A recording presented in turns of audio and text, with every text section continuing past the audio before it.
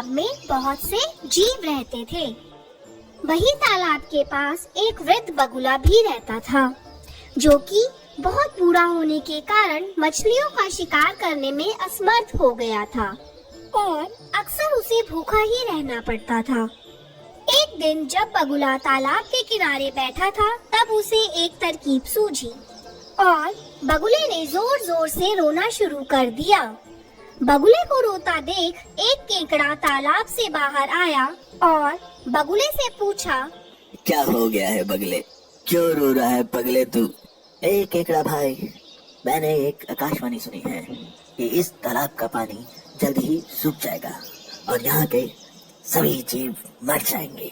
बस इसीलिए मेरी आंखों में आंसू है और अम्मी जान कहती थी कि हो सके तो किसी का भला कर दो।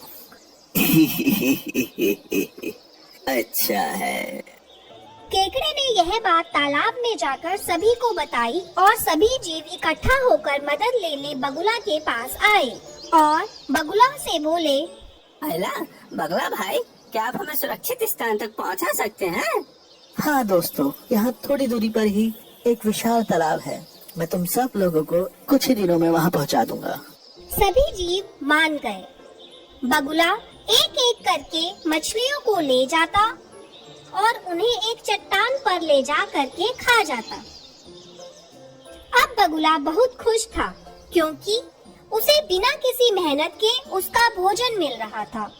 यह सब कुछ दिन चलता रहा। फिर एक दिन केकड़े की जाने की बारी आई। केकड़ा बगुले की पीठ पर बैठ गया और बगुला भी उड़ चला।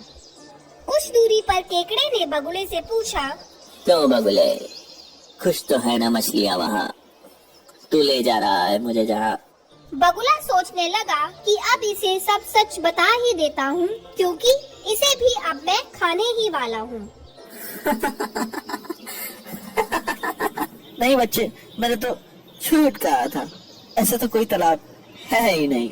और हाँ, जो मछलियाँ मैं ले गया था वो सारी मछलियाँ मेरे पेट में खुश है। और अब तू भी वहीं जाने वाला है। केकड़े ने सोचा, यदि यह दुष्ट बगुला जीवित रहा तो उसका और तालाब के सभी जीवों का जीवन संकट में आ जाएगा। यह सोचकर केकड़े ने अपने तेज पंजे बगुले की गर्दन में गाड़ दिए। ये तूने अच्छा नहीं किया बगुले, अब मरेगा बगुला। बगुला धरती पर जा गिरा और मर गया। बहुत फड़फड़ा रहा था, जान बचाएगा सबकी। केकड़े ने यह सारी बात वापस तालाब पर जाकर सभी जीवों को बताई। सभी जीवों ने समझदार केकड़े की प्रशंसा की और उसका धन्यवाद किया।